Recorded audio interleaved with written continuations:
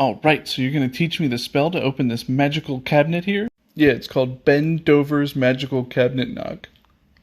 Really? That's the name of it? Mr. Dover was a legendary wizard. Alright, the truth is I'm with Wizard Investigations. We've been getting a lot of complaints about harassment and bullying in this wizard school. Oh, so that would make you Agent 369? The one and only. Oh, wait, I was supposed to subpoena you for unpaid fines for countless uniform violations. This uniform is awesome. I'll never pay those fines. Whatever, dude, you've been served. What are the chances you still tell me about Ben Dover's spell? You remember that conversation we had a couple weeks ago about the most thrown object in the world? Remember, I think about it constantly. Oh, so you must be thinking the same thing as me. We missed an obvious answer. Yes, we sure did. I'm so glad. I thought we were going to get into another argument. But I mean rocks, man. Obviously it's rocks. Rocks? It's balls. Oh my gosh. People have been throwing rocks, and animals have been throwing rocks since the beginning of time. Listen, I'm not arguing that rocks isn't better than our other answers, but no, it's balls. Dude, everyone has thrown rocks in their lives. Right, rocks is a good answer, but think about any game or activity that involves throwing a ball. You'll throw it tens or hundreds of times, and people are playing these games all over the place. There's a lot more life in this argument, isn't there? Tons. So I did this quest for a wizard yesterday, and it went pretty well. Oh, cool, that's good. Yeah, the wizard opened a portal, and I stepped through it, and there was this monster with tentacles all over his face. Oh, that sounds horrifying. Like, he had like an octopus face? Yeah, there was another couple guys with me, and one of them got their brains eaten, and that was really brutal. But then he looked at me, and like, for a second, I thought that I should do what he says, but I shook that off. Oh, well, that's good. You never want to let a monster get into your brain. Yeah, so after we killed him, I took this ring off of him, and I put it on, and I felt way smarter. Oh, nice, a magic ring. Yeah, but after I was smarter after putting the ring on, I thought, I went through a portal. How do I know I'm myself? What do you mean? Well, like, I don't know how portals work. Does it, like, disintegrate me and put me back together over there?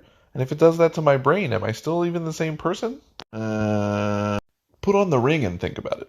Oh, hey, I recognized you. You're that big hero from all those battles. Yeah, if you're here to challenge me to a fight, I'm really just not interested. No, I'm not interested in that at all. I do have a question, though. Oh, okay, go ahead.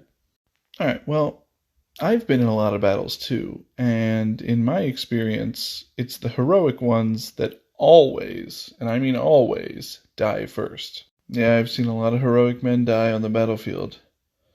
What's your point? Well, the legend has it that you've been heroic in a lot of battles. I guess, I've been blessed, or luck's always been on my side. Yeah. What was your question? I feel like I've danced around it closely enough that if you were going to answer it, you probably would have by now. Just say it. I'm good. Coward. What's up with that thing over your shoulder? I had a wild night last night. I had this fever dream where, like, some of the greatest things I've ever imagined and some of the worst nightmares of my entire life happened in the same dream.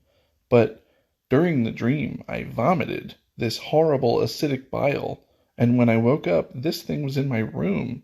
Oh, so it's like a sentient, acidic elemental weapon? It seems like it. As of right now, it's just kind of following me around. Oh, so you haven't, like, been in combat to see if it'll shoot your enemies? No, I have no idea what this thing's gonna do. For all I know, it's gonna shoot my butt off one day. Well, I think if it was gonna shoot your butt off, it would have shot your butt off by now. That's true. But I keep looking through my dream to see if there's any hints as to what this thing's gonna do. Well, what are you worried about? Well, like, my dog was in the dreams, and I made a bagel in the dream. I don't want it to ruin my morning bagel. That would be a nightmare. I am the spirit of this tomb, and I entrust you with the mace of my ancestors. Ooh, tight. What are the stats on this thing? The mace has a long and storied history that goes back for generations in my family. My great-grandfather created it in a forge which he built with his own hands. Oh, yeah? The ore that he used to smelt the head was given to him by the dwarves for helping them clear out the caves and saving their tribe. Yeah, that's neat. And the wood used to make the shaft was gifted to him by the elves for saving their forest from a horrific beast. Ah, man, that's awesome. That's a really good story. Could you repeat back any of the details of the story I told you? By any chance, did your ancestors tell you like a gold piece value? Your rotting corpses will feed my fungus. Oh, look, we got a fungus among us. You carry that rotten staff as an excuse for your BO? No. Did you get into mushroom magic so somebody would finally call you a fun guy? Because they're usually calling you an unfun guy? Got him. I'm fun. You're not fun to smell. You smell like moldy sink goop. You smell like belly button cheese. Those are the kind of mushrooms that make you trip. I wish you would take a trip away from me. Nice. Mm-hmm. You dare say these things to my face? I know. It's tough to look at. Got him. I learned my forbidden magics in the Underdark. You got a face for the Underdark. Should have been forbidden that you leave there. Yeah, there's not much room for you up on the surface. Tight. They made me leave. Yeah, and so are we. Right now. Ah, I see you've come to my crypt to save all your precious, innocent villagers. You talking to me? I don't know what you're talking about. Don't play games with me. 1,000 gold pieces or I'll burn them all to death. 1,000 gold pieces? Who you got in there? Burn them up. Where is your sense of heroism? I think you got the wrong guy. Didn't the local village send you to save these villagers?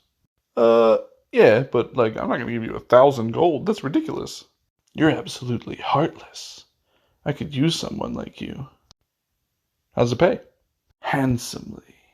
But your first task will be driving fear into the hearts of that local village. I'll tell you what, for the right price, I'll take all of those villagers in chains to their front gate and slaughter them right in front of them. Wow, what a great plan. I know, right? Hey, Dad. I'm back from my assignment fighting the hill giants on the Western Front. How did it go? We lost so many men. Those giants are savages. They crush our skulls and tear us apart by our legs. It's so brutal. That does sound brutal. I just feel like... Go ahead. You can tell me anything. I just feel like I'm gonna have the coolest stories for the rest of my life. You're gonna get so many girls. I got my first girlfriend yesterday. She thinks I'm so cool. I can't wait to meet her son.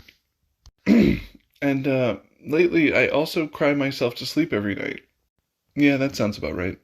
Hey, so you make magical items, right? Mm-hmm, sure do. Alright, well, I have an idea for a magical item. I wanted to run it by you. I'm always open for suggestions. Alright, so you know how you can, scry into an orb and, look into it and see what people are doing? Yeah, pretty basic tenet of divination. Okay, so at first I was thinking, what if you had 2 of those orbs that you could see each other in and hear each other in? And then you could, push a button on it or something where it would notify the other person that you wanted to talk to them over it. Like a direct connect scrying orb. Yeah, and then I thought, what if everybody had one? So that at any point you could just talk to who you wanted to without riding 7 days on a horse to go see them. Like a big network. Right. Nah, nobody would go for that. Especially if you think about the invasion of privacy. Okay. Hey, do you ever feel like everything is just so bad lately? I know a lot of people focus on the negative things in life and feel that way, but I actually don't.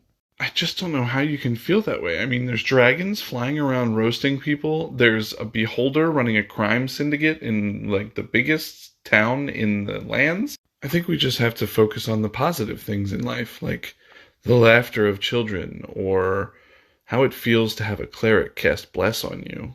I don't know, I feel like the bad is overwhelming the good lately. Or I have this new friend Lyle, and whenever I do something that he calls worthy, I just feel so good.